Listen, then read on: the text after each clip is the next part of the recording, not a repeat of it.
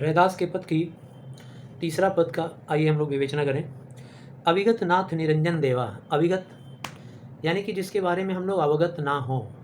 ईश्वर का रूप इतना विशाल है कि उसके प्रति हम लोग अवगत नहीं हैं, उसके बारे में हम लोग कुछ नहीं जानते। इस विश्व को बनाने वाला, पूरे ब्रह्मांड का रचयिता, उसके बारे में हम लोग कैसे जानकारी रख सकते हैं। निरंजन देवा यानी वह एक ऐसा देव है जो सभी के अंदर है, व्याप्त है, सर्वव्यापी है, उसे कहते हैं निरंजन। सभी में समाहित है, उसे कहते हैं निरंजन। मैं का जानूँ तुम्हारी सेवा।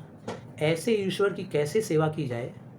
कवि रैदास कहते हैं, संत रैदास, कि मैं क्या जानूँ कि इतना विशाल काय रूप रखने वाले ईश्वर का, जिसके बारे में आज तक कोई भी ऋषि मुनि देव गण नहीं जान पाए, उनके बारे में मैं कैसे जानूँ कि उन्हें क्या पसंद है, क्या नापसंद है, उनकी सेवा कैसे करूँ।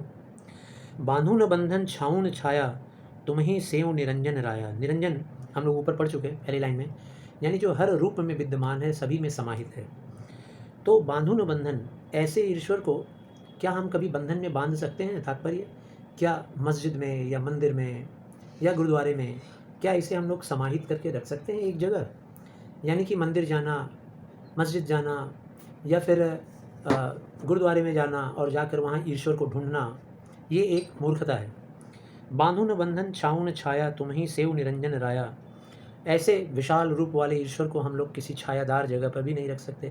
जैसे आप लोग मूर्ति जब बिकता है दिवाली वगैरह में, गणेश लक्ष्मी का या किसी और पूजा में, तो आप देखते होंगे कि कई ऐसे मॉडल तैयार किए जाते हैं मूर्ति के, जिसके ऊपर एक छतरी लगा दी गई हो, छाया लगा दिया गया हो। क्या उसी से हम लोग ईश्वर को कवर कर लिए, एक कैनोपी लगा दी है क्या, छाता, उनको धूप से बचा लेंगे, बारिश से बचा लेंगे उसी से। ऐसा नहीं हो सकता। चरण पताल शीस असमाना, सो ठाकुर कैसे संपट समाना।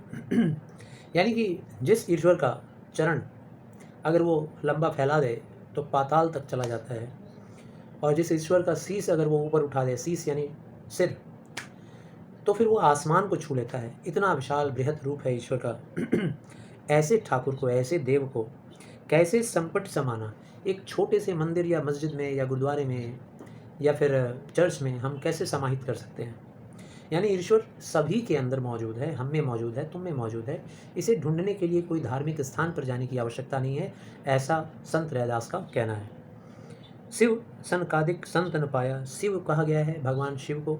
शिव को देखो, हर वक्त उपासना में लगे रहते हैं, भगवान विष्णु की खोज में, उनको याद करते हुए, स्मरण करते हुए हमेशा ओम करते रहते हैं, हमेशा उनको याद करते रहते हैं। सनकादिक, सनक एक ऋषि थे, बहुत ही पहुँचे हुए।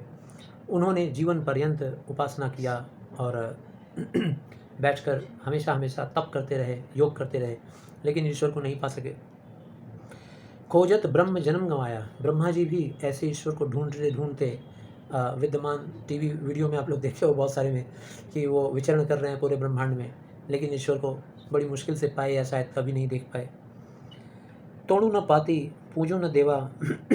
ऐसे ईश्वर की भक्ति में मैं तो कभी बेलपत्र, तुलसी पत्र, ध्रुव वगैरह तोड़कर मैं कैसे इनकी पूजा करूं, कैसे इनको संतुष्ट कर लूँगा, जिनको इतने बड़े बड़े तपस्वी, इतने बड़े बड़े योगी, महात्मा, ऋषि मुनि, ईश्वर, शिव, सनकादिक, ब्रह्मा जिसको नहीं ढूंढ सके, जिसे नहीं पा सके, ऐसे ईश्वर को मैं बेलपत्र, तुलसी पत्र चढ़ाकर, ध्रुवा चढ़ाकर क्या मैं उन्हें प्राप्त कर लूँगा। सहज समाधि करो हरि सेवा। ऐसे ईश्वर की तो मैं सहजता से समाधि में सेवा करना चाहता हूँ। सहज समाधि मतलब हर रूप में, हर व्यक्ति को प्रेम करके, स्नेह करके, उसके प्रति सद्विचार, सद्भावना रखकर, उनके प्रति परोपकार की भावना रखकर मैं ऐसे ईश्वर का तप करना चाहता हूँ। नख प्रसेद जाके सुरसुरी धारा। ऐसे ईश्वर का जो नख है यानी नाखून, प्रसेद यानी पसीना, नाखून से अगर पसीना निकल जाए ऐसे ईश्वर का, तो सुरसुरी धारा यानी पूरे नदी की धारा बह जाती है। रोमावली 18 भारा। और इनका अगर रोम की बात करें, ये जो रोएं होते हैं हमारे शरीर के, जो रोएं हैं, इन रोओं की बात करें तो ऐसे ईश्वर की रोओं से 18 पुराण का जन्म हुआ है। आप लोग जानते होंगे कि जो वेद व्यास द्वारा 18 पुराण का जिक्र किया गया है, ब्रह्म पुराण, पद्म पुराण, विष्णु पुराण, शिव पुराण, भागवत पुराण, नारद पुराण, मार्कंडेय पुराण, अग्नि पुराण, भविष्य पुराण, ऐसे सारे पुराणों की बात हुई है। 18 पुराण इनके रोएं से पैदा हो गया है। और चारि वेद जाके सुमृत सासा, इनके सांसों से 4 वेद की रचना हो गई है। अब ऐसा ईश्वर, इतना महान ईश्वर, जो सांस लेता है तो 4 वेद बन जाते हैं, ऋग्वेद, अथर्ववेद, यजुर्वेद, सामवेद। और जिनके रोम से 18 पुराण बन जाते हैं। भगत हेतु गावे रह जैसा, ऐसे ईश्वर की भक्ति में तो मैं बस लीन हो जाना चाहता हूँ, उनकी भक्ति भावना में गीत उपासना करना चाहता हूँ। ऐसे की पूजा करने की कोई विशेष विधि नहीं है हमारे पास, और ना ही कोई विशेष धार्मिक स्थान है जहाँ जाकर ऐसे ईश्वर की प्राप्ति की जाती है। यही ऐसा कहना चाह रहे हैं कवि इन पंक्तियों में।